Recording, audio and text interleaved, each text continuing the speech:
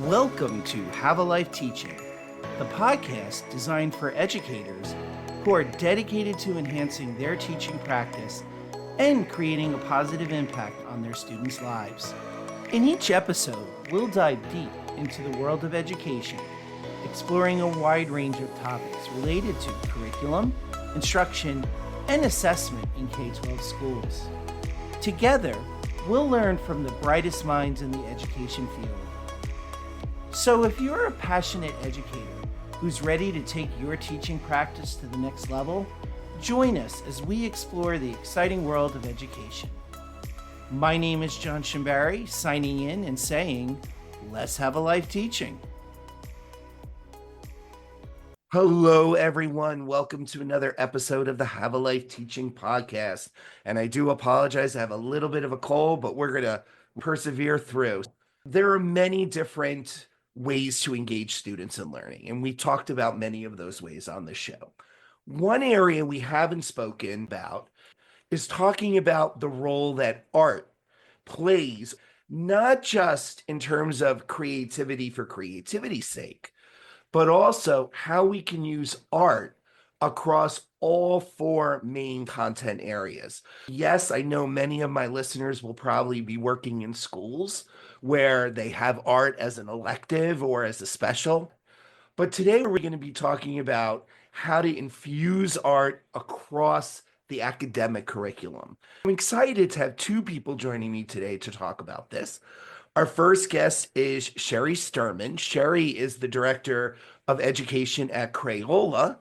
And I'm also excited to be joined by Elle LeBlanc. Elle is a high school chemistry teacher in Texas, whom I learned about by reading her Edutopia article, Bringing Art to High School Science Lessons. I thought it would be a really interesting pairing to have Cheri talking with Elle, talking with us. Ladies, thank you so much for joining us today. Of course, really excited. Thank you for the invitation. Glad to have both of you. Let's dive right into it. Let's start with Cheri and then we'll go to Elle. Why art infusion? Well, when I started working at Crayola 38 years ago, the company already had a long history of working with art educators, which is great. But my background was child development, and then my master's was in elementary education as a content matter generalist. And I realized that the bigger opportunities were to inspire non-art teachers to adopt creative teaching and learning practices. And I've had many interesting opportunities throughout my career to work with transdisciplinary teams and those who didn't focus on art for art's sake or art techniques. And they became the strongest advocates for infusing art into the subject areas, as you just said, John. For example, I served on the National Child Development Council board, and I found that international educators were adopting the Reggio Emilia approach to teaching, which is a community in Italy. Perhaps you're familiar with their approach. It's often called the 100 languages of childhood. And they view young children as the masters of their own learning when their intuitive languages are honored. That's drawing, sculpting, singing, performing, dramatizing, painting. Memorizing is not one of the 100 languages of children that they naturally embrace, nor is sitting at a desk for many hours. Reggio Emilia educators point out that wherever and whenever teachers lean into those 100 languages where children will naturally excel and develop, we help them learn in the most natural and personally meaningful ways. Later, I went on to become the vice chairperson of the Partnership for 21st Century Learning, and we focused on preparing students to be future ready. Interesting? It was the same approach. We boiled it down to the 4 C's: creativity, collaboration, communication, and critical thinking. These are the exact 4 main benefits of infusing the arts into all content. During the Obama administration, I served on Michelle Obama's President's Committee for the Arts and Humanities, and we launched the Turnaround Schools initiative. Michelle Obama personally believed in the power of art to transform schools, not just to beautify schools, but to fundamentally fix what was holding them back. We took a dozen of the lowest performing elementary schools across the nation and provided a deep interest in the arts, visual, dance, music, theater. Those students' reading scores went up 12.6%, and their math scores went up 22.5%, outperforming any other school improvement grant schools. All of the non-art teacher collaborations that I've had have convinced me that the real magic is stepping out of the art studio and using what we know about the arts across the entire curriculum. And I love that, Cheri. And Elle, how about you? Now, you're a science teacher. Where is this art interest coming from? There are really two sources for my interest in art, and one of them is the fact that I've always taught chemistry, which is a core class. And the fundamental problem of a core class is that you have a very wide audience, and all of these students have fundamentally different career interests as well as hobbies. If you decide to execute a lesson in a certain way, you're only going to capture, let's say, 30 or 40% of the students. Unless you constantly vary your strategies, you're going to consistently miss out on certain subsets of your students. And what I noticed is that some of my students would doodle in class, or they would tell me about their art classes, and they were incredibly talented. I would walk by the library and I would see their paintings in the window. I started thinking to myself, how can I incrementally make small changes? Because I was a first year teacher at the time, quite overwhelmed. How can I make small changes to make the curriculum more approachable to people that have more creative and artistic interests? And so it started really small. Can we take an abstract concept, covalent bonding, personify it as a superhero or a cartoon character? And then it gradually evolved into more serious experiments. And one of my favorite ones is when my chemistry class does baking. Baking is not a traditional art like painting or sketching, but it requires a lot of creativity. And the cool thing about baking is that it's all about proportions. You can teach things like dimensional analysis. How do you convert between different units? How can you count the number of molecules in the different ingredients that you're using? And how can you perfect that recipe and create an amazing baked good? So that's sort of my favorite execution of how I did art with my chemistry class, but there's many other kinds. So that was one aspect. And the other aspect is I was trained to be a teacher in U Teach, which is a program at UT Austin. And one of their big emphasis points was the maker philosophy. According to the maker philosophy, people learn best when they're creating things, and it's very collaborative, and you're essentially making something tangible. And traditionally, the maker philosophy is, oh, let's make circuit boards, or let's customize Arduinos. I really love that and respect that, but I wanted to drift away and look at other forms of making. We could make household goods, or we could sew and crochet. Those two influences, my own students, as well as some of the preparation that I had in U Teach, were critical for me to incorporate art. And what I find really interesting about what you're saying, Elle, Cheri was talking about 4 C's, and you yourself, Elle, were talking about collaboration. And then when we look at the 100 languages of childhood that Cheri was talking about, if we think of childhood more globally, and we think about it from birth through, say, age 18, it makes total sense that even though, Elle, you're in a high school setting, you would still be bringing in those languages. And I really liked, for example, when you were talking about the superhero and bonding. Ladies, you've already more or less foreshadowed and even partially answered my next question, which I was going to ask. So I'm going to tweak the question a little bit. Ask, and again, I think, Cheri, you were already talking about your own data successes when you were on Michelle Obama's commission. But what does the research say about the benefit of infusing art in our core curriculum? And we'll start with Cheri, and then Elle, as best you can answer it. Humans are visual learners. 90% of the information that the human brain attends to is a visual. And that's based on our anthropological response to observing the world and avoiding risks. Auditory processing is much more difficult for learners. When content is delivered only through an auditory exchange, Many students struggle with their brains focused.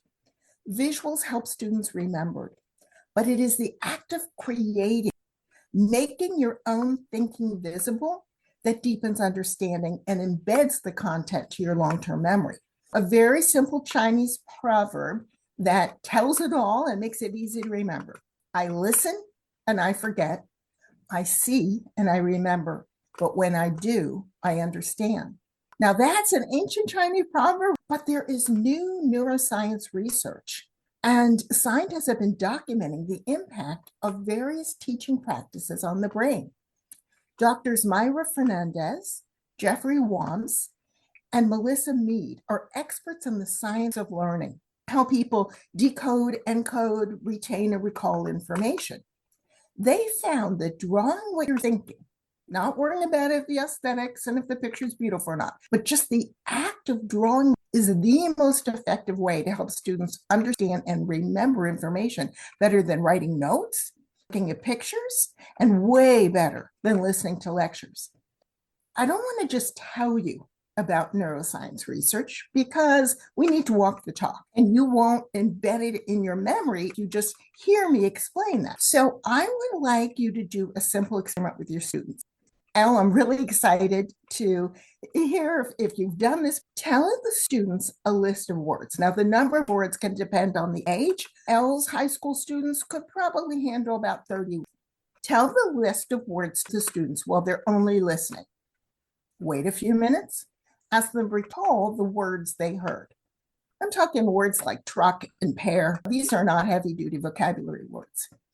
After a few minutes, most of them are only going to recall a few of the words on your list. Next, have them write down the list of 30 words as you read the list, and then put those lists away. And after a few minutes, ask them to recall. They will recall about 20% of the words they wrote. But Elle, do this experiment a third time. Have a new list of 30 words. Ask your students to sketch them as you read the list. Then they put their sketches away, wait a few minutes, and ask them to remember your list. They will remember twice as many words. 45% of the words that they sketched, they will remember. Even pretty complex science words like isotope and spore, which don't have a definitive image. They're drawing upon your imagination, and you could draw them any way that comes to mind. But it will impact their performance with reliable consistency. It is because the act of translating an idea into a new visual form is the most active way of engaging the brain. Try it out, Elle. Thank you for the suggestion. I think that would be great to try in my classroom. Elle, how about you? Did you use research to decide on this pathway to arts integration in your science classes? So in two ways, in my article that I wrote for Edutopia, I did a literature review and I looked at prior research, but most of the research wasn't really applicable to my context. The research that was done was primarily in elementary and middle school. It wasn't the same subject, but they did show a lot of benefits to applying what is known as STEAM. So that's integrating arts in science, technology, engineering, and mathematics.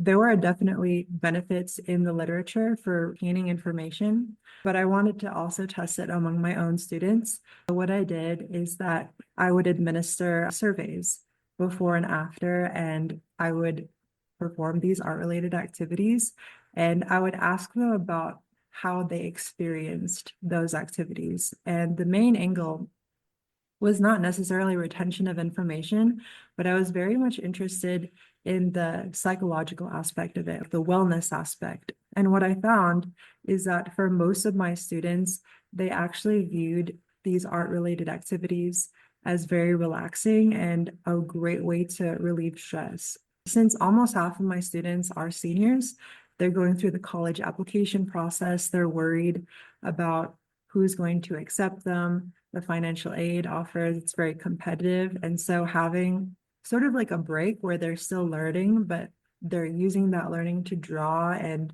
sketch and present their posters to other students is immensely helpful for them mentally. I've also read their responses. I usually have them split up into roles. And one of the group roles is to monitor the collective mental well-being of the group. And you can see that in the beginning and the middle, they're a little bit under pressure because they want to do well. They want to do a good job on their poster. But by the end of it, they're actually proud. And I feel like that sense of pride and ownership in their work is not necessarily something that you would get if you just handed them a packet. Indeed. I'm really glad that you mentioned that you have students create posters and you've talked about creating comic book characters, if you will, for bonding. Are there any other projects in chemistry where you have specifically used art? And would you want to share some of those with us?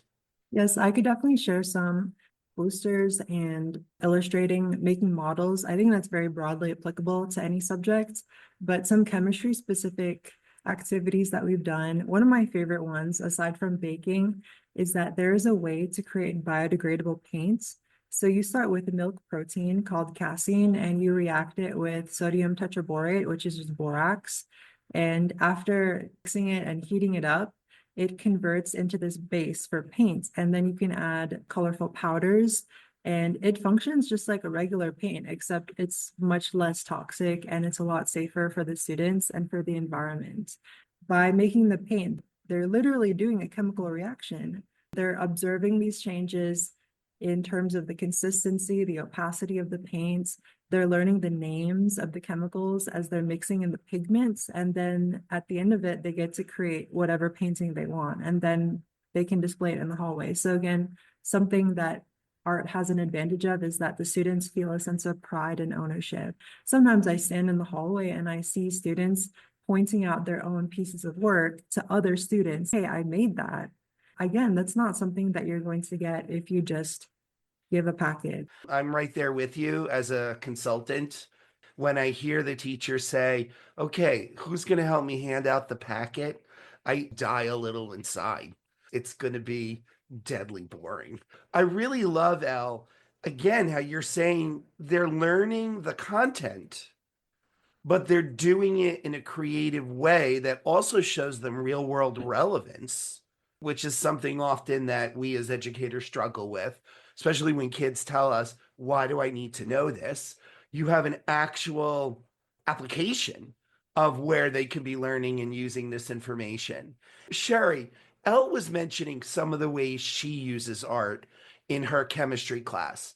Do you care to comment on anything else said or any other ways that when you go out, Cheri, and you work more so, let's say, with elementary and middle school teachers, what did Elle say that's transferable to those environments? And how would you add to what Elle said in terms of ways we can be infusing art at the different levels of K-12 schooling? I love that Al emphasized the engagement and the emotional sense of pride that is so important for students to have agency and a sense of ownership in their work and their ideas. Definitely the social and emotional triggers and motivators that get kids engaged. But I wonder how many of the teachers listening are aware that infusing art into other curriculum areas is already deeply embedded into their subject matter standards. How often when I go out and work with teachers, the first thing they say is, but it has to be standards-based. Of course it does. You're not going to waste students' time. The next gen science standards and the National Council of Teachers of Mathematics standards, they both talk about the importance of students making models and sketching diagrams to demonstrate the concepts, to deepen their understanding, but also as part of the assessment process, you can see what they're thinking. I love how deeply embedded the arts are in the National Council of Teachers of English standards. They refer to a multiliteracy framework that emphasizes the importance of visual literacy as equally important to written and spoken literacy. Language arts is a perfect way of infusing all of the arts. You're learning language concepts, you're communicating when you write song lyrics and you dramatize character roles and you illustrate stories. The arts bring language to life. And I'm really glad that Elle brought up STEAM. We do a lot of work with schools that have translated STEM into STEAM. And we point out the history of how at first, when there was the initiative to do the integration, and it only included the 4 other disciplines without art, it was called SMET, Science, Math, Engineering, and Technology. And it wasn't very sticky because who wants to talk about SMET? Then when they changed it to STEM, it got sticky. STEM is foundational, it's supportive, it reminds you of the stem on a plant and how it holds everything together. Well, when you add the arts in, you really energize STEM because you're adding steam to it. You're adding the voice of the student. When you create something, you put a little bit of yourself in it. And that is what is critical for making learning sticky and deep. It's exactly what Elle was talking about for students' engagement and pride. But you've got to put a little bit of yourself into what you're learning. And that's what the arts do. And that's why we're seeing more schools going from STEM to STEAM. In fact, what I'm doing at the South by Southwest conference is that NASA has asked me to co-present a session with them about why STEAM. As you were all talking, a couple of things resonated with me. One, I'm really glad to have both of you on right after I just had my last guest on.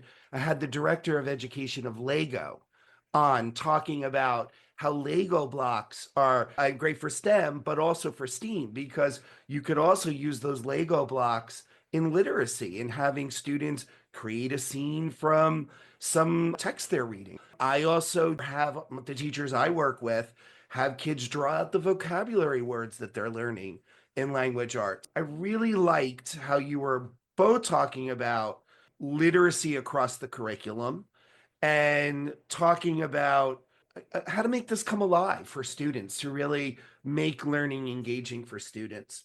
This question is more for Cheri. Cheri, how does Crayola go about providing support to classroom educators who want to integrate art into their teaching? It's always best to start with personal and the teacher themselves. And then I want to get into 2 other types of resources. First, visit Crayola.com/creative styles. There is a really cool resource that I want all of your listeners to know about and use. We worked with the creativity guru, Dr. Gerard Puccio, from the University of Buffalo Center for Applied Imagination on developing and validating a tool that will tell you what your personal creative style is. You go to the website, I just gave you the URL. It takes about 8 minutes, and you look at word pairs, and you just identify which of those word pairs is more like you. And then it will provide for you your unique profile. There's so many different iterations. There's a million different combinations when you put this all together. And your unique profile explains your creative strengths in the ways you think, perceive, and engage. Sharing these results with your teaching colleagues and your family members helps to build the understanding of self and others. For example, you'll find out if you're more of a divergent or a convergent thinker. And if the way you tend to perceive the world is to form connections or see things as distinct. The third pillar, engagement, looks at your style. Is it more about reflection and deliberation? Are you more of a doer who jumps in and transforms them? And I think it's always important for teachers who want to focus on creativity to first understand their creative being themselves. Second, we know that teachers are looking for teaching resources, and we offer 2 different types. One is year-round monthly programs because our relationship with teachers is ongoing. And then this third resource I want to share is our big global flagship program. Year-round, we infuse visual art and literacy with a monthly program called Read Along, Draw Along. And it features fabulous children's literature. In fact, middle school and high school teachers tell us that these rich, robust picture books are meaningful for every grade level, and they're amazed at the insights that their high schoolers and middle schoolers have around these rich books. Illustrators demonstrate the art technique used in the illustration, And the authors tell us what inspired the book, and they read it aloud and ask questions of the students. Our second very popular monthly program is called The Art of Learning. Here, we really bring to life the point that you've made, John, which is every subject can be taught through art. So we have featured computer programmers who help use art to learn coding, astronomers that use art to be better stargazers, environmentalists, storytellers, historians, sound engineers. What kids get from this series is the creativity and visual literacy is essential in every career. We also have other resources. Go to the Crayola Learning YouTube channel. We have creative breaks that you can play for students, just a few minutes to help free up their mind. We have Creative Classroom. We have Seek Insights, lots of videos.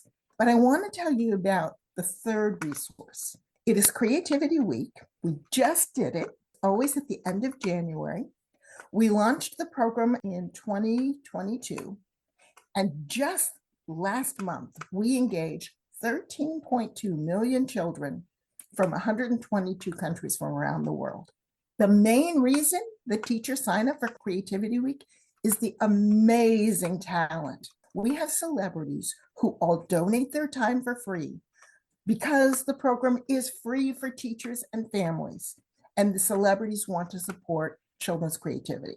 Elle, you live in Austin, Texas, where one of our favorite celebrities, Matthew McConaughey, leads a session about life lessons, creative leadership, and the importance of visual voice. Actor Henry Winkler talks about change and collaboration. Actor Max Greenfield talks about using art to conquer your fears. And beloved children's author Mo Williams talks about abstract thinking. Backed by popular demand, every year we partner with NASA on this program. This year we had NASA astrobiologists explain the Europa Clipper mission that's going to be going on for the next 5.5 years. It's traveling to one of Jupiter's moons looking for habitability. And the program always has an exciting assembly. This year, Jennifer Aniston and Quentin Bronson from Abbott Elementary joined us, and they all tell their personal story of what creativity means to them. Elle, Cheri was talking about a lot of the ways that Crayola has given back to the community. I would argue that your article will eventually be, as more people discover it, a great tool for teachers who are interested in getting some tips and ideas on how to use art from someone in the trenches with them, like you. That's what I got out of your article. But why did you publish that article? And what do you hope to get out of it by sharing your thoughts with the Edutopia community? I have a very strong philosophy as a teacher that I want to get all of my students engaged, even if it means I have to use a variety of different strategies. There were students who were in my class that felt left out with traditional learning techniques. I then hypothesized, well, if I had some students that felt left out, there must be students in other classrooms around the country who also feel they're not being adequately addressed in terms of their learning needs. I feel very lucky because I teach at a school that's fairly well resourced, so we have a decent amount of funding, and I know that's not always the case at schools across the nation. My goal behind it is triage. I'm also aware that teachers are under tremendous amounts of obligations, and it's sometimes very difficult to find the time to renovate your curriculum. So I wanted to find specific alterations you could make to upgrade your lesson plans without having to completely reform your curriculum. What are the small strategies that you can use that are time and cost effective? Nice. And what kind of reception have you gotten from the article? Have teachers reached out to you? I've had a couple of teachers reach out to me regarding the article, and so that has been really nice. But I also tried to link as many possible websites and resources that I could in the article itself. So it's possible that people found it useful and they referred to the websites that I linked, but they didn't reach out to me. I will link to all of these resources that both you, Cheri, have mentioned, and Elle, I will, of course, be linking to your article as well in the show notes. Cheri, I know that there's been this shift at Crayola from doing PD to giving these resources. What about some of those great things you did do, though, during PDs? We have translated the activities and creative experiences that we did with teachers in our professional development into resources for students. Our research showed that teachers are looking for things to put right in the hands of the kids, and they want it to be turnkey. They want it to be easy. So we've developed thinking sheets. We don't like busy worksheets. Who just wants mindless Right. busy work? We like thinking sheets. And so many of the activities that you remember that we did that talked about strategic thinking and creating relationships and the importance of creativity, we have turned into thinking sheets, which we make available for free to teachers. What have we not talked about when it comes to art infusion in the core curriculum that you feel it's really important for listeners to know? Elle, you can go first. Something that I was mentioning earlier is that art integration has a very beneficial effect on student mental health. And I think that's underappreciated because, especially after the pandemic, students' social support systems have been strained, and there have been a lot of tensions and pressures on both teachers and students. Being able to integrate the arts, it helps them mentally quite a bit. For example, if they've had a long day where they had 3 or 4 different AP classes, and in their final class, they can finally sit down and draw a poster that they're still learning the content. They're still preparing for those big exams or the state testing or their obligations that they need to do, but they're doing it in a way that is inherently less threatening, and there's less of an access barrier there. And Elle, before we move on to Cheri, you just made me think of a follow-up question. And this gets to a point that Cheri had made a little bit earlier about still focusing on your content standards. How do you do that? How do you have kids, for example, create this poster while still maintaining fidelity to your content objective for the lesson? I start with the learning objective. Let's transition to biology, since I also teach biology. One of the most infamous topics in biology is the transfer of genetic information through the central dogma. So you have DNA, mRNA, and protein. And that is very unapproachable for a lot of students who are learning it for the first or even the second time. And so arts are very amenable to helping that process. So what I start with is, what do they need to understand? For example, what enzymes are involved? Or when there's mutations, what are the negative effects of that? Starting with that, I then think of layers. I think of my lesson like an onion. So you have the entry layer, start with a discussion. What do students already know about the topic? And you can gauge their pre-existing information. And then you have an activity that's very hands-on. And for transcription and translation, we make bracelets. We take paper strips with DNA sequences written on it, and then they transcribe it into mRNA, and then they make bracelets that correspond to amino acids. And so you can actually see, as the amino acids, each one corresponds to a different color. You can actually color code the proteins based on the amino acid composition. That will get another subset of the learners that really like making hands-on stuff. And then you have additional references. You have more diagrams and explanations. You have videos. Those are the exit layers.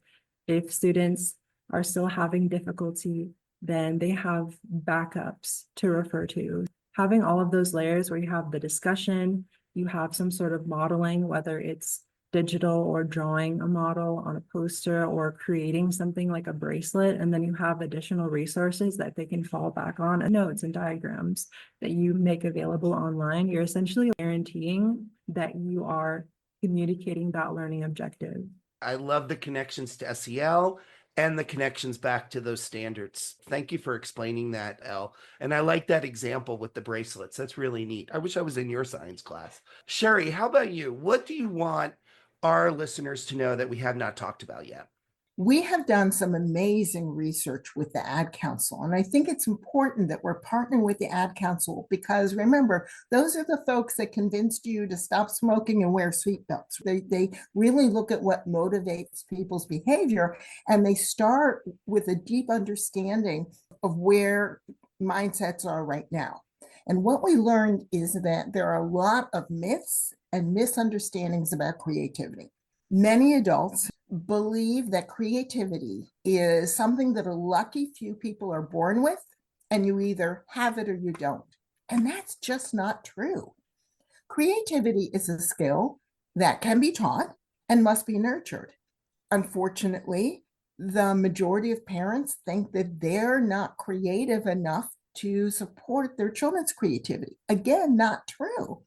Parents and teachers can boost children's creative mindset by listening to kids' ideas, asking for children's suggestions on how to solve problems, and demonstrating your own curiosity and sense of wonder. Another myth about creativity, and I think it's super important that we emphasize this because we've talked about the arts so much, but creativity is not only relevant in the arts. Creativity is one of the most essential skills that employers are looking for when they hire. Creativity is needed in every profession. It is a life skill that brings joy and happiness and success to every aspect of your life. I'd like to remind your listeners that there are 5 behaviors that support creative thinking. 1, coming up with unique ideas and new ways of doing things. And we just heard from Elle how incredibly creative she is in the way she's coming up with new ideas, new approaches. Number 2, keeping an open mind. It is especially important for those of us in the field of education to keep an open mind to what our colleagues are telling us, what research shows us, and most importantly, to what kids suggest. Number 3, considering new possibilities. I taught in the classroom for many years before working at Crayola. One of the things I pride myself on, I never just would go back to an old lesson and do it the same way. Always staying open to new possibilities. 4, seeking new experiences. And this has to do with experiences at work, at school, at home, just in general in life. And that relates to the 5th and most important behavior, being curious. Creativity is rooted in curiosity, and children have to see that we as adults have not figured everything out. We are curious and wonder what if. Love it. Ladies, where can people find out more about you and the work that you do? Elle. I do have a Google site, and on that Google site, I have a lot of animations, GIFs, as well as short descriptions of a lot of the activities that we've done. And I also wrote a deep dive and included a poster that I made about the benefits of STEAM. I can send you the link afterward. Cheri. So LinkedIn is famous for being a site where people connect. In fact, John, I love that you reached out to me on LinkedIn, and that's how we've reconnected after knowing each other for many years. The other way is to email education@crayola.com. And for some people, they find it easier to remember a simple phone number. You can always call 1-800-Crayola, and Crayola Consumer Affairs will help you find me. Thank you both so much for your time today. This has been a very inspiring conversation that actually makes me want to get out my drawing pencils and start drawing more again. Thank you both. Thank you. Thank you for listening today. I hope you got some great tips that you can bring back into your teaching. Remember, have a life teaching without sacrificing your own. Also, don't forget to subscribe and be well.